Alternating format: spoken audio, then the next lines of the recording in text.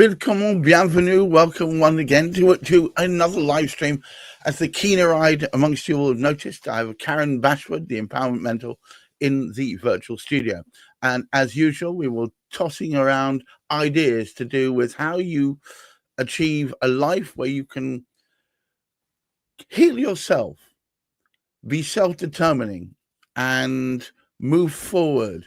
Today's topic is self-approval. Live, not life.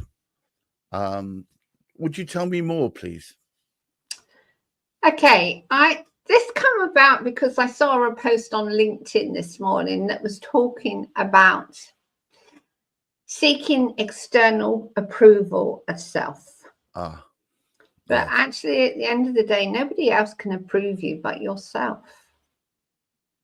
And if you want to live life, you've got to approve of what you're doing yourself, not wait for somebody else to say, yeah, you're great and all the rest of it. You've got to decide for yourself how you want to live, and you're going to approve of yourself regardless of what goes wrong with it. Interesting, because most of my young life, I spent waiting for my father's approval, which never came. And when he finally passed away, I remember feeling really angry because there was, how was I ever going to get that approval now? And then it suddenly occurred to me that I'm a fully grown adult and I've done things and achieved things and been places and seen people. I don't need his approval. But it took a long time and it really held me back. I think we all do that because we are born with the expectation that our parents will love us. Yes. Circumstances, family history, all kinds of things get in that way because our expectation is that they will love us 100%. But it's impossible to be loved 100%.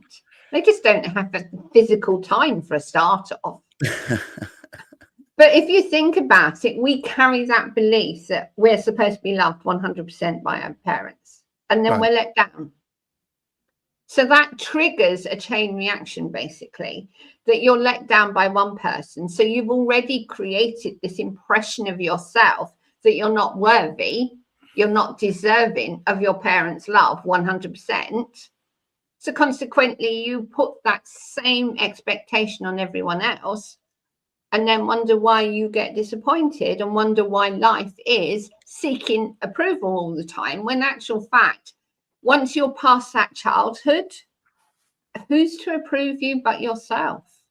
But we don't know that. That's a hard lesson to learn, Karen, because as a society, we are taught to take our cues from media, from people who are peer group, school chums, people who are on the radio. Even we are told to take our cues from them, that we can't think for ourselves. Almost society makes us stop thinking for ourselves.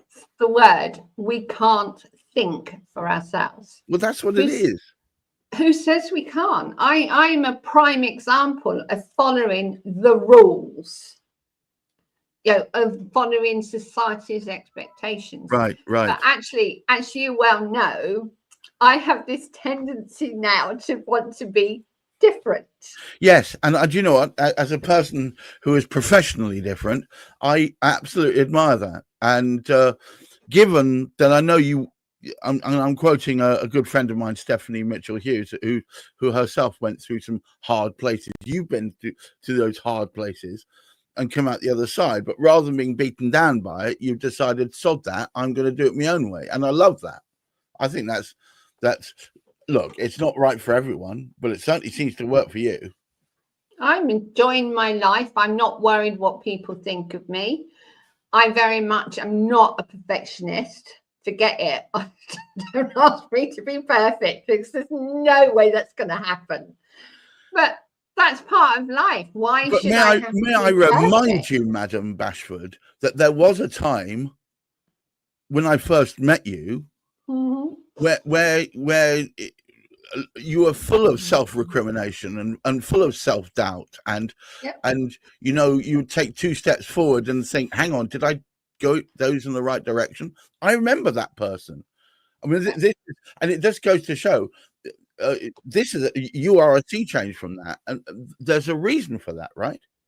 Yeah, I stopped worrying about what other people thought. Mind you, I'd done that a long time ago, but the 3 people I needed to stop having them say you can't do this or we know better than you were my own family. And when I stopped listening to them and chose to actually say, do you know what? It doesn't matter what you think of me. I don't care anymore. Everything started to change because I was no longer seeking their approval, reacting because they kept telling me that I didn't know what I was talking about. Right. And yet they'd never lived my life. They weren't approving of anything I did. They even criticized me for daring to be involved with my mother, the amount of time I was, but they weren't prepared to come in themselves and be involved themselves. So I couldn't win. I really could not win. And it was like a case of going through the nervous breakdown due to them. It was like suddenly this light bulb would come on and it was, do you know what? It doesn't matter. So it really does not matter what they think of me or how they behave towards me. So the point where you chose not to be burdened by their ideas and direction, that's when you were able to start blooming, right? Yes. Yeah, because there was nobody there in my mind that I needed approval of. I didn't in my heart want to be the kind of person that constantly followed what they told me to do or what they thought about me. At the end of the day, only I can decide what's right for me. So why should I listen to them? That's a very strong statement. Absolutely. Only you can decide what's right. Only I can decide what's right for me. And I think it took a long time for you to learn it. But it's a lesson that bears repeating, because I swear a lot of people I see around me are constantly measuring their own abilities, their own success, their own direction in the eyes of others. Yeah. Well, I started doing this course on video and I'm sitting there sometimes looking at the video thinking, should I really put that out? And then I suddenly think, actually, why are you worrying? Because nobody knows whether it's right or wrong. Only they have their own judgment as to whether it's perfect or not. So why am I worrying? I just need to be myself and be seen as myself, because in being seen as myself, I'm actually encouraging other women to be themselves. And as they say, you have to walk the talk to be able to create the change in others. If you don't walk the talk, don't even bother to create the change. It's a really interesting situation because it's so easy to slip back into those comfortable old tropes whereby you're looking at Marie Claire or you're looking at Cosmo or you're looking at This Morning and thinking, these people, they're so much fresher, brighter-eyed, bushy-tailed than I am. They live stronger lives. They've got better direction, etc., etc., etc. So easy to be sucked in by that sort of nonsense.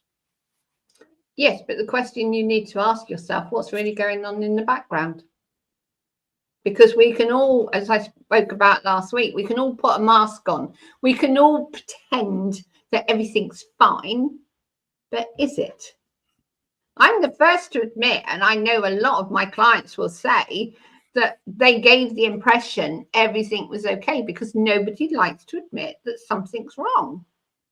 Whatever area of life it is, we do not like to admit it. Particularly in Britain, we all like to give off the whiff of absolute self-reliance. Where inside we're all, please help, but outside it's like, no, everything's fine. Yeah, but we all do it. I used to do it full time, and yet if you looked at me, I still gave the impression everything was all right, but you could see from my demeanor and how I was presenting myself, it wasn't. And that's what people forget. If you don't feel right within yourself, you're going to reflect that outwards. Even though you think you aren't, you are going to do that. That's why people say to you, are you all right? In a genuine concern, because they pick up that something's not right. Yes, we can all walk in and say, hi, how are you? But it's not quite the same as expressing genuine concern. So, yeah, we can all live life in a way that pretends. But I'm very much now, having been through the journey I have been through, having proved to myself that I am resilient, that others do not matter what they think of me, even though at the end of the day, they can, damage my reputation or whatever. I still have the right to stand up and say, I'm not fussed that you don't like me. I'm only concerned that the people that come to me are the people that like me, that are loving me and love what I do. And we all have to learn that lesson. It's a hard lesson to learn. I would have preferred not to, in some ways, have gone through all that I've been through. But every step of my journey has taught me something. Yeah, I don't think, in actual fact, and I had this big discussion with somebody the other day who said, don't you wish you weren't bullied at school? And I thought about it, and I thought, I quite like myself right now. I have a circle of friends, which I include you, Karen, who like me for this right now. And I don't think I would be that if you gainsaid or changed any of the aspects. So no, I don't think I would like to change any of that, because whether you like it or not, it helped me form into this character now. And in a way, I'm kind of glad you went through all those horrendous experiences, because now you're circumspect and are able to stand back and say, right, I can take that good bit from that and discard the rest. But I think it takes a certain amount of self-belief to be able to do that, to make that change, to make that focus. You have to be courageous. Yes. You really have to be courageous to be able to look at your life and say, okay, I've been through this, this, and this. This is what I want to take from it. The rest I can discard. But it hasn't defined me. It's created me. And that's the big difference. I can define me as a person who's been through life, but it hasn't defined me as the creator of my life. It's circumstances that have created me. Because at the end of the day, if I hadn't gone through those circumstances, if I hadn't been challenged in the way I was, I wouldn't be me. I would be totally different. So yes, life defines your progress, but it doesn't define you. It's the circumstances that you've been through that create you. So when you say live, not life, what you mean by that is, well, life means almost you're saying everything's set in stone, you can't do anything about it. Whereas if you're living it, you are making micro adjustments, and you're picking up new information and perhaps adjusting your keels, your direction slightly. You have to, because if you're just living based on what life is presenting to you, what's your contribution to your own life? And that's precisely it. I now contribute 100% to my life. If I decide I'm not going to do a video today, I won't do that video. But I'm always going by how I feel, because I'm very much aware that at the end of the day, if I am out of sync with myself, i.e. my brain is thinking one thing and my heart is saying something entirely different, it's not going to come across at all. It's going to be so obvious that I'm not really into whatever I'm doing. So what's the point of doing it? Because you're read by your energy, even whether we want to admit it or not. We're Right. constantly reading other people by what we pick up from their energy. You picked up earlier on that I was a slightly flat. And yet within 5 minutes of us having come on, my energy is totally different. Oh, yes. And the interesting thing is, I mean, I'm autistic. I don't normally pick up these things, but because I know you quite well, and because I've seen you in your highs, your lows, and all the bits in between, I could perceive that there had been an energy shift, and that you seem to be flat. But I tell you what, and I'm not going to say it's down to me, but our discussion suddenly energized you, and you just now look at you like the sun. All right. I want to draw, sorry, I'm going to do my work here. I want to draw everybody's attention to the Empowered Women Life Leaders podcast. That is a link that will take you to the top page of it. It's a podcast on Podbean. Some amazing ones on there. I don't think any of them are bad, but most of them are good. Some are brilliant. There are some. The most recent one, you may find an interesting listen. An interesting listen. Let's put it there. No, he's a mystic, a gentleman who is a Taoist, a Taoist master, a Tai Chi master, etc., etc., etc. And he's got some very interesting views on life, and he's basically a very upbeat human being who's also determined that calligraphy in itself, that is the drawing of ancient Chinese forms, themselves can help provide pain relief, of all things. I would recommend everyone should listen to it, and note that there's going to be a video version of that coming out very soon, which might find it a bit easier to work out what some of the things he's talking about. You hear him drawing on things massively, and Karen talking in the background explaining it, but that might be the best way to go. That will be coming out, I think, in the next couple of days, so watch out for that. And I think what's the next one that's coming out on Monday? The next one, do you remember? You've done so many. Do you know what? I haven't checked it yet. Well, do you know what? Do you know what, ladies and gentlemen? Just go there, and I promise you, it will be worth listening to. It's a fascinating listen. She alternates it.